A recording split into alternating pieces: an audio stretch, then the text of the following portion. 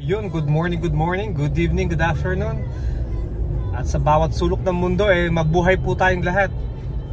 Ito guys, pag-uusapan na naman natin sa larangan ng boxing.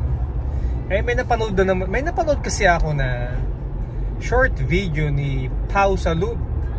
And of course, ang guest niya, alam niyo kung sino, yung kanang kamay ng MP. Sino pa ba, di ba? Si Boy Wheelchair. Alam niyo na guys, alam mo, obvious naman bakit ang guest niya si Boy Wheelchair. Para pag-usapan na naman si Champ Cuadro Alas Casimero. Sasabihin na naman at nabanggit na si Bro Jason na kuno na Boy Visa Kangkong Nation. Wala na bang katapusan yan, di ba? Kapwa Pilipino,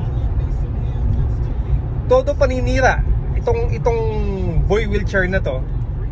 At ito naman si Pau feeling safe, di ba?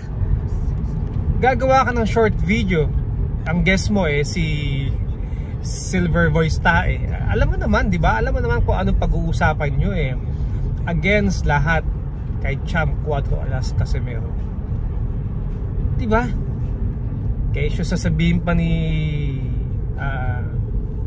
Pau na wag mo namang tawaging Boy Visa Kangkong Nation, tawagin mo naman sa pangalan. Alam mo, obvious naman na feeling safe ka at alam mo naman din na yun ang itatawag, di ba, sa magkapalit na Casimero, di ba? May magawa lang kayong content, magkaroon ng views, mga kilala naman na kayong mga vloggers. Sana umayos-ayos naman kayo. Sana umayos-ayos kayo na igalang nyo, diba? Ang masyado yung pinapahiya yung 3 times world division sa ating bansa na malaking ambag, malaki ang naitulong sa ating bayang Pilipinas. Ito si Boy Wheelchair, walang alam nyo, walang naidudulot na maganda to Yan ba guys? Yan ba? May nagawa na ba yan sa ating bansa? I mean, kahit ano ba ang nagawa niya sa atin? Diba nakakalungkot isipin na kesyo ba ito si Jarrell Casimero, isang boksingero, napakagaling na boksingero, diba? Kesyo ba isa rin siyang vlogger, isa rin siyang YouTuber, na dapat kailangan na itong nasa kabilang kampo ay lagi itong batikusin si Cuadro Alas, pahiyain? Hindi ka ba nangingilabot sa ginagawa mo, bata? Di ba? Sa ato, alam mo dati to si Pau. Okay to Alam mo, lagi kong pinapanood ang kanya mga vlog. Pero ngayon obvious na talagang magkaibigan sila ni Boy Wheelchair. Na alam naman ninyo, pag ang pinag-uusapan na yung ating sikat na Champ Cuadro Alas Casimero, talaga namang magkaka-views sila. Pag-usapan nyo sa magandang bagay, pag-usapan nyo yung mga nagawa ni Champ Cuadro Alas Casimero, diba? Hindi yung porket wala ng laban, porket pinagsasawaan na ng kanyang promoter dahil yung huling laban ay nako, kayo magsiayos kayo. Sige nga, heto na lang sample. Bakit hindi nyo batikusin si Manny Pacquiao na lumapit sa kanya si Luisito Espinosa, wala siyang nagawa at kinagalitan pa niya? Sige nga, isang boksingero yun, sige nga.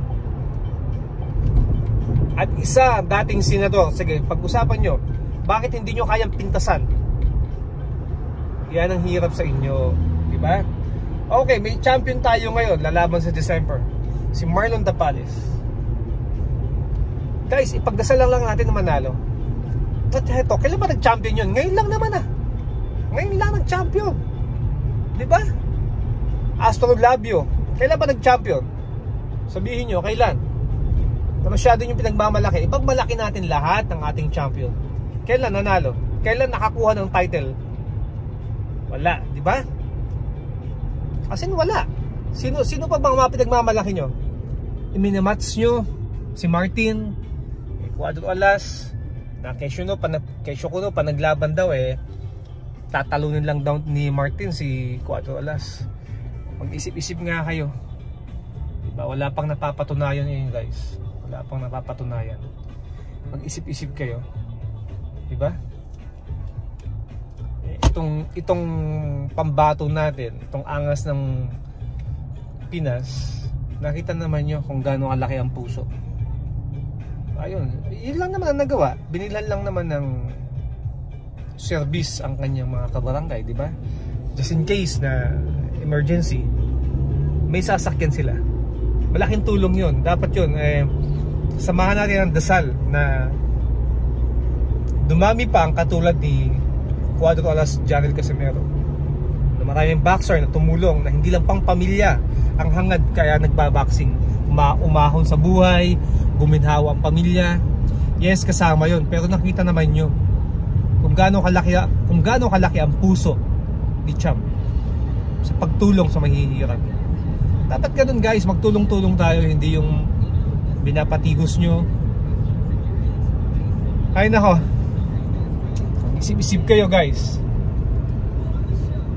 Yun lang, sana tong kampo na magkabila matauhan. See you guys. Eto, susundo pa ako sa mahal kong asawa sa hospital. Okay?